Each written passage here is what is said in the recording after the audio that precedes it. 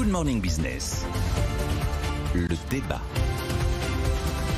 Avant de parler des conséquences, ça ce sera la partie de Jean-Marc Daniel. Nicolas Dose, on rappelle déjà que c'est pas arrivé depuis 2002. C'est vrai, alors quand on regarde la vie de l'euro, qui est une monnaie jeune, jusqu'en 2002, on est sous $1. On va même connaître du 82 cents, ça va être au mois d'octobre 2000.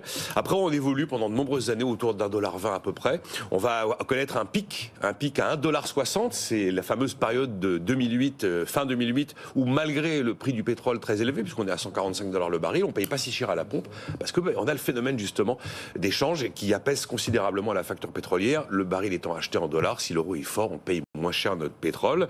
Après, la journée d'hier est assez lunaire quand même. On a vu d'abord ce phénomène de grève en Norvège qui ampute 60% des exportations de gaz. On est à 176 € le mégawattheure produit au gaz.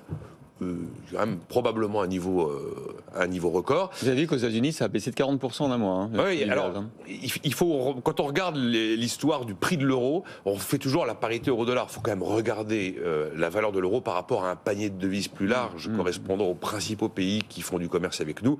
Et là, la situation est quand même beaucoup moins frappante. Par exemple, l'euro aujourd'hui est quand même gagne 2% si on le regarde depuis le début de l'année par rapport à la livre sterling, gagne 7% par rapport au yen, qui a la parité euro-dollar, et puis il y a la parité, j'ai envie de dire, le taux plus global de l'euro qui est important. Après, effectivement, c'est une sorte de parité, c'est toujours un moment un peu symbolique quand on a ce type de chiffres qui peuvent provoquer des réactions et des conséquences.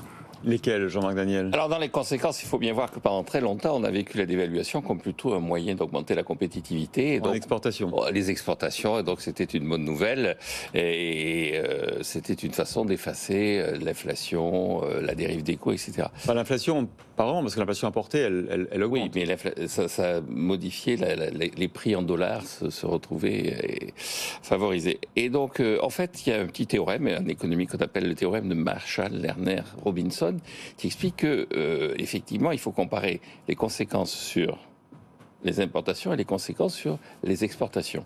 Et donc, ça dépend de la capacité de réaction du marché à l'évolution des prix, de l'élasticité par rapport à l'évolution des prix. Là, on est dans une situation où la consommation de pétrole est relativement inélastique, c'est-à-dire elle est relativement stable, elle est relativement nécessaire. Et en face, les exportations, il n'est pas sûr que le baisse des prix lié à la dévaluation va étendre considérablement nos marchés. Et donc la conséquence de ça, c'est que normalement, ça conduit à deux résultats. Une inflation importée et une détérioration, contrairement à ce qu'on aurait pu penser, de la situation de la balance commerciale.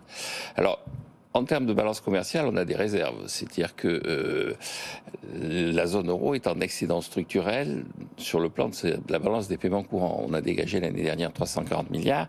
Et malgré ce qu'on disait, certains disaient hier, je pense qu'il y a un déficit structurel de la France et un excédent structurel de l'Allemagne, des Pays-Bas et de l'Italie. Et la conséquence, c'est que la zone euro est plutôt en excédent structurel. Ce qui est assez paradoxal parce que quand on est en situation d'excédent structurel de sa balance des paiements courants, normalement, ça favorise l'appréciation de votre monnaie. La deuxième conséquence, c'est donc que cette détérioration, elle est gérable. La deuxième conséquence, c'est qu'effectivement, ça augmente l'inflation importée.